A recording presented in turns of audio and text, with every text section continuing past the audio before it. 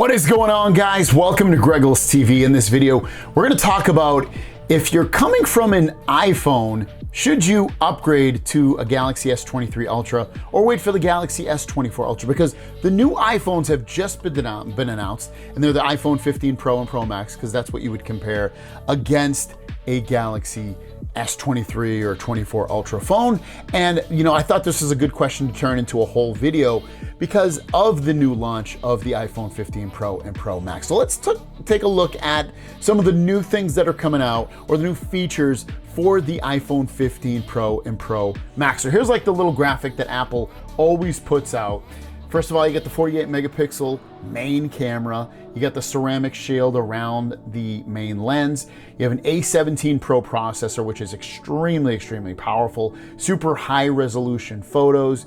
USB-C with USB-C 3 charging, so that's going to be new to this. So you'll be able to use the same cable that you use on your Galaxy phones with the new iPhones. Titanium colors, which I have to admit are kind of dull and boring this year. Always on display, which the Galaxy S23 and 24 Ultra both have. You see the titanium frame, you see ProMotion with next level mobile gaming. You have the new action button that allows you to have it do different things. It's on the left side of the phone. You have next generation portrait photos, Wi-Fi 6E, dynamic island at the top, spatial video, so it can connect all that stuff.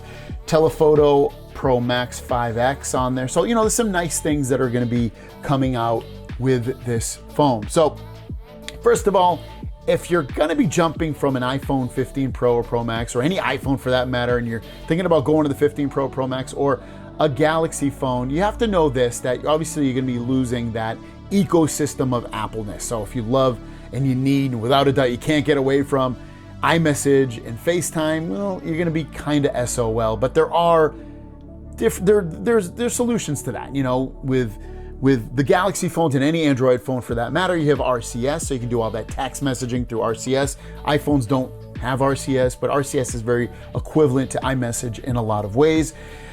You can do WhatsApp or Facebook Messenger or some other kind of messaging apps. You can download that and still communicate and send beautiful photos and videos to your family and friends.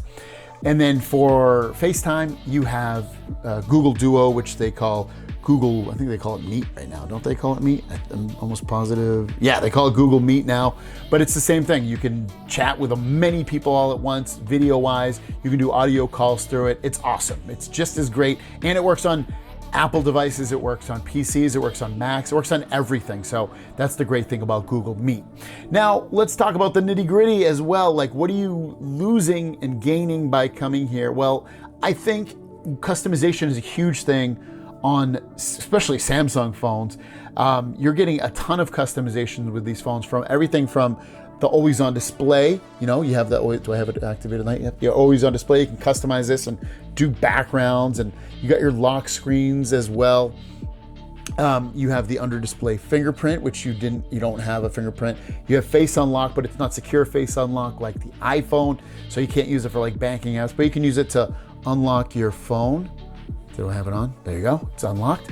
Also beyond that though, going back to the customizations, you have Good Lock, and Good Lock is a crazy app. So like if you are really wanting to take control of your phone and make it the way you want it and control it the way you want it and change everything about it, from themes to the way your home screens look, to your clock faces, your notification screen, the colors of everything, the sounds, the keyboard.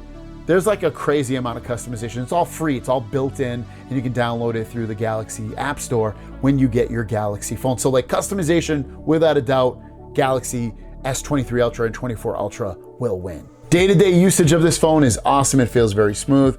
It feels very fast. Will it feel, just as smooth and the animations don't hiccup at all versus like a iPhone 15 Pro Max or a slightly newer iPhone? Potentially not, but it's still, I feel like Android phones in a day-to-day basis feel faster than iPhones do.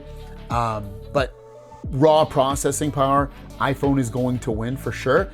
But these are crazy processing beasts. The 8 Gen 2 and the 8 Gen 3, which will be on the S24 Ultra, are crazy fast and performance-wise. You can play games and do whatever you want on it. Cameras, again, are gonna be awesome on here.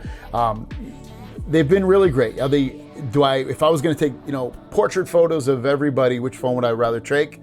Honestly, I'd probably choose the iPhone, just because I feel like with people, if they move just a little bit, sometimes the Samsung phones struggle a little bit, or they just have like a little bit of blurriness, and I feel like the iPhone doesn't have that same issue. So that's maybe why I would choose the iPhone. But video and photos, they both do a fantastic job. And you might even like the Galaxy phone photos better, because maybe they come out more vibrant than you would want and look on a potentially more natural look on the iPhones. App support, they both have really great app support. All the major apps are on both phones. Now, if you're getting to more productivity and video editing and all this and that, they both have some good video editing apps and photo editing apps and things like that. But when you get down and down and down and down, the iPhone's gonna beat it. It just has better quality apps. But at the same time, Android has a ton of free apps to grab from, when you're getting into the gameplay and you're getting into any kind of app. Android has tons of more. I feel like they have way more free apps than Apple does. So it's gonna be a little bit of give and take, depends what you wanna do. But if you just smack down the middle where you just like the same social media apps that everyone likes and you like the same gaming apps and all that stuff, they're on both and they're both gonna perform really well. Now to bite down on that question a little bit more, should you buy the S23 Ultra or 24 Ultra? Again, I've done a video on this. I would have no qualms telling you to get this one right now. It's an awesome phone, great battery life, great performance. It has the built-in S Pen, which iPhones don't have. That's another win for the Galaxy side, because you can write on the screen and control your phone and take notes and all that stuff.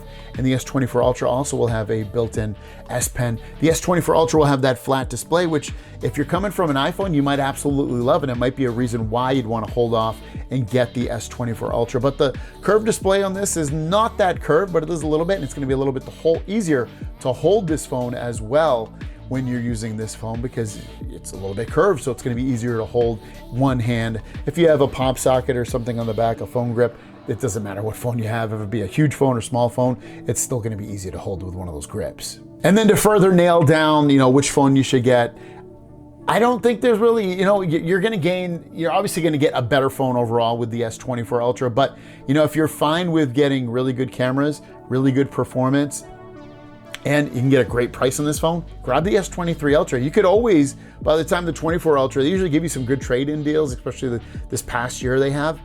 You can usually get $800 for this phone. And if you only paid, $600 or $1,000 to get a new phone for $200 more or whatever, it makes total sense at that point. You're like, hey, I'm in the Samsung ecosystem and I can still get a great trade-in value. It would make sense then. So I would say grab the S23 Ultra, have no qualms about it. And if the 24 Ultra comes out and you're really blown away about it, or you really want it, you're gonna get great trade-in value, and you'll probably only have to pay a couple $100 or a few $100 in order to get that phone. And at that point, you're getting the best that they have to offer at that time. So hopefully this video is really, I know it's not like the super long in-depth of every single feature that both phones have, but I kind of went over a broad spectrum of this, and both phones are amazing. Bright displays, great displays on both, have it be the Samsung side or the Apple side. So let me know your thoughts on it. Have a great day, and we'll see you down the road.